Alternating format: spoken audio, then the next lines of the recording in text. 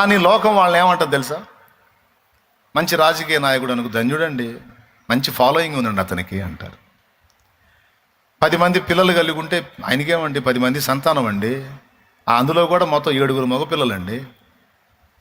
డబ్బులు ఎక్కడెక్కడ డబ్బులన్నీ వాళ్ళకే అని చెప్పుకునేవాళ్ళు వెనకటి రోజుల్లో.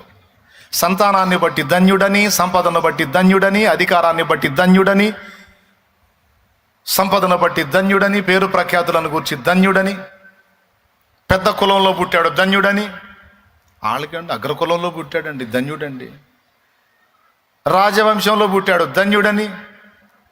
అట్లాగా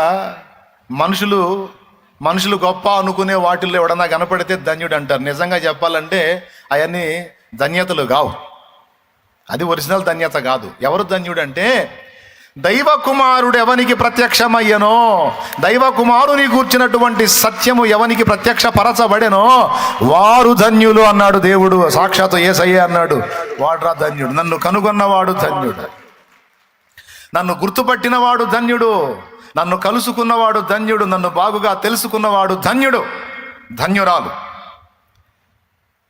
నీకు ఆహారానికి లేకపోవచ్చు, వస్త్రహీనత ఉండొచ్చు, నువ్వు తక్కువ కులం అన్నదానిలో పుట్టుండొచ్చు, నీకు జనబలం లేకపోవచ్చు, ఎలాంటి రాజకీయ గుర్తింపులు లేకపోవచ్చు, పేరు ప్రఖ్యాతులు లేకపోవచ్చు. ఇవన్నీ ఏమీ లేకపోయినా, లోకము మనుషులు గొప్ప అనుకునేవి ఏవి లేకపోయినా, ఈ లోకం ఎలాంటి లోకాలు కోటాను కోట్ల లోకాలను చేసినటువంటి సుప్రీం ఎవరైతే ఉన్నాడో ఆయన దృష్టిలో ఉన్నావు నువ్వు. కింగ్ ఆఫ్ ద కింగ్సా? స్తోత్రం. ఆయన దృష్టిలో ఉన్నావు నువ్వు. మరి ధన్యత కదా అది. ఏం ధన్యత, ఏం అప్పులు తీరట్లా అని మీ ఫీలింగు. దేవునికి స్తోత్రం, హల్లెలూయా. అంతేనా? నేను చెబుతున్నా, అప్పులు ఉన్నా నువ్వు ధన్యుడివే, జనం చేత తిట్లు తింటున్నా నువ్వు ధన్యుడు. ఎందుకంటే పేతురుకు కలిగిన ధన్యత నీకు లభించింది. లోకంలో నీ వారనుకున్న మిగిలిన వాళ్ళు ఎవ్వడికి లేని ప్రత్యక్షత నీకు మాత్రమే లభించింది. అందుకే నువ్వు ధన్యుడు అని చెబుతున్నా.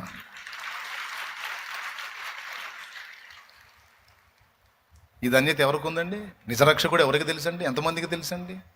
తెలిసిన ఆయన ఎంతమంది కలుసుకున్నారండి? ఆయనలో ఎంతమంది నిలిచి ఉన్నారండి స్థిరంగా? కానీ నువ్వు నేను కలుసుకోవటం మీద ఆయనలో నిలిచి ఉంటానికి కూడా కృప పొందాం. రైట్, ఇది ధన్యత. ఇది మొదటి సంగతి, పేతురుకి లభించింది అది. రెండవది ఏమన్నాడో తెలుసా? అధికారము. ఈ ప్రత్యక్షత కలిగిన వాళ్ళకు దేవుడు ఇస్తానన్న రెండవ సంగతి ఏమిటంటే అధికారము. చూడండి, తాళపు చెవి దేనికి గుర్తు? అత్తగారింటికి కోడలు వచ్చిందనుకో, కోడలు బాగా అత్తమ్మకు నచ్చిందనుకో, తాళపు చెవులు కోడలకి ఇస్తుంది.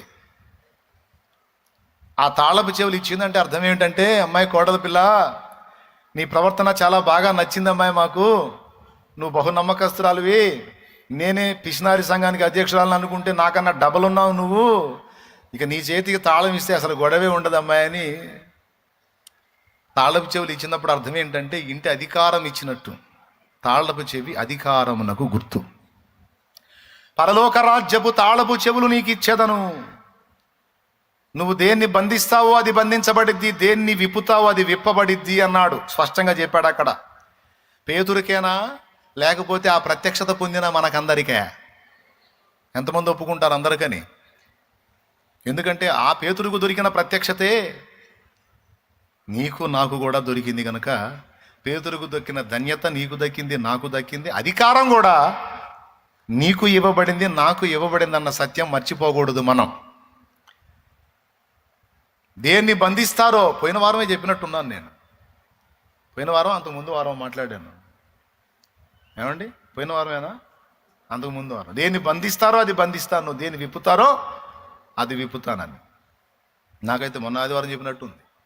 దేవునికి స్తోత్రం. అంటే అంత బాగా గుర్తుందన్నమాట. అంటే నీకు ఇవ్వబడిన రెండవ విషయం ఏంటంటే అధికారము. మొదటిది ధన్యత, రెండవది అధికారము.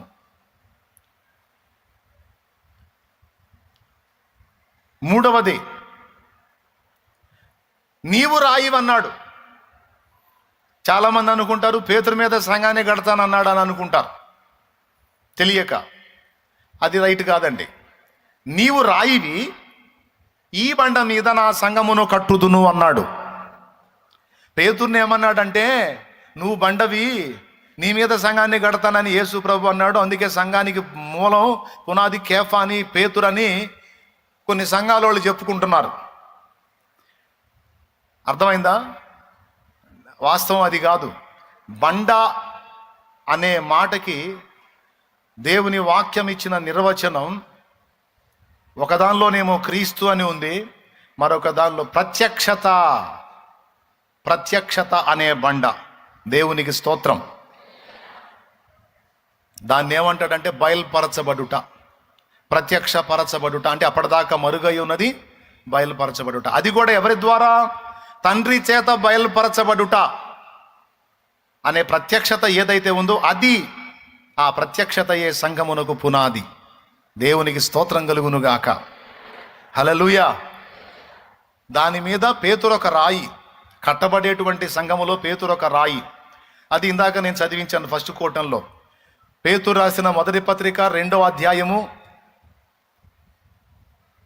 రాళ్ళవలె నుండి ఆత్మ సంబంధమైన మందిరముగా కట్టబడుచున్నారు. అది మీరును రాళ్ళు అన్నాడు. అక్కాయ్ మీరు రాళ్ళు అన్నాడు. ఇక్కడ మనము రాళ్ళు అయ్యాం. ఎందుకు? ప్రత్యక్షత పొందినందుకు ధన్యులమయ్యాం.